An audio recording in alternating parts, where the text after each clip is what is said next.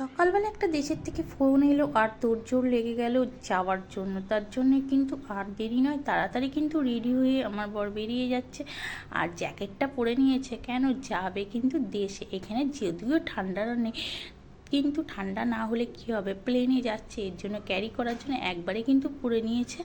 তোমাদের সব জানাবো কেন যাচ্ছে, কিসের জন্য, মানে হঠাৎ কিছু ঘন্টার মধ্যেই কিন্তু বেরিয়ে যেতে হয়েছে। আর এই যে চলে এসেছে কোথায়, সেটাও তোমরা অনেকেই গেস করতে পেরেছো। আর যারা যারা করতে পারোনি পুরো ভিডিওতে থাকো। আর এই দেখো এখানে নিয়েছিল কিন্তু পার্স, এয়ারপোর্টে ঢুকে গেছিলো। আর এয়ারপোর্টে ঢুকেই কিন্তু এয়ারপোর্ট থেকে পাস নিয়েছিল, আর পাস নিয়ে চলে যাচ্ছিলো এয়ারপোর্টের ভিতরে এন্ট্রি করছিল। তো যাই হোক, তোমাদের সাথে ভিডিওটা শেয়ার করলাম, কেন সব ভিডিও শেয়ার করি আর এইটা কেন বাকি থাকবে। আর তারপরে কিন্তু এসে দেখো এখানে কিন্তু ওয়েট করতে হচ্ছিল, কেন অলরেডি একটা প্লেন থেকে নেমে আর একটা প্লেনে কিন্তু উঠবে বলে কিন্তু এখানে ওয়েট করছিল। এই শ্যুটটা কিন্তু সেই সময়ে, আর যেহেতু হট করে গেছে ডাইরেক্ট পায়নি, তার জন্য কিন্তু কাটিং করে যেতে হয়েছে।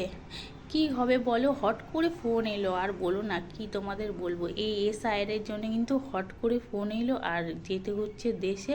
টাইম কিন্তু হাতে একদম ছিল না, যেহেতু অনেক ছুটি ছাটা পড়ে গেছে মাঝখানে, তার জন্য কিছু কোর্টের কাগজ তৈরি করতে হবে। তা আজকের দিনে যদি না গিয়ে পৌঁছায়, কালকের দিনটাই থাকছে, তারপরে কিন্তু ছুটির দিন পড়ে যাচ্ছে।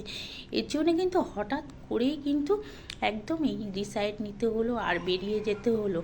যদিও ডাইরেক্ট প্লেন পেলো না, তবুও কেটে কেটে কিন্তু অনেক কষ্ট করে যেতে হচ্ছে। আর এয়ারপোর্টের লুকটা আমি এখনও পর্যন্ত আমার ভাগ্যে কিন্তু জোটেনি। যাই হোক, আমার ভাগ্যে জোটেনি, তো আমি যেতে পারিনি। আর এই দেখো এক মুখ দাড়ি নিয়ে কিন্তুই চলে গেছে, দাড়ি বানানোরও টাইম পাইনি, এই কাগজ ওই কাগজ রেডি করতে করতে। কেন এখান থেকে সব কাগজ গুছিয়ে না নিয়ে গেলে ওখানের কাজটা কী করে হবে বলো। তারপরে এই যে এখানটা দাঁড়িয়েছিল, আমি বলছিলাম তুমি কিন্তু একটু শ্যুট করে নিয়ে আসবে, আমি ফ্রেন্ডের সাথে শেয়ার করব। আর দাঁড়িয়ে থাকতে এখানটা কী আছে, প্রথমে আমার কিন্তু মনে হলো কী রয়েছে, তারপরে দেখলাম, দেখো ভালো করে দেখলে বোঝা যাচ্ছে এখানে একটা প্লেন কিন্তু ল্যান্ড করছে। তো যাই হোক, নিজের চোখ এখনও পর্যন্ত দেখিনি প্লেন ল্যান্ড করা, কবে দেখবো সেটাও কিন্তু জানি না। তো ভিডিও থেকেই দেখলাম, অনেক দেখেছি পিকচারে বলো যাতেই বলো। তো আমার সেই সৌভাগ্য এখনও পর্যন্ত হয়নি, আমি যাইনি। আর যেতে পারবো কি না সেটাও জানি না, যদি নসিবে থাকে অবশ্যই যাব। তো আমার বর অনেকবার গেছে। যাই হোক, দেখতে পাচ্ছ কি সুন্দর লাগছে, কিন্তু যাই হোক সেই পিকচারের মতন ভিডিওতেই তো দেখছি, নিজের চোখে যতক্ষণ না দেখবো ততক্ষণ তো চোখ জুড়াবে না। এটা তো সত্যি কথা, তাই না বলো। আর এই যে একদম উপর থেকে কিন্তু এখানে ওয়েটিং রুম থেকে কিন্তু শ্যুটটা করে নিয়েছিল।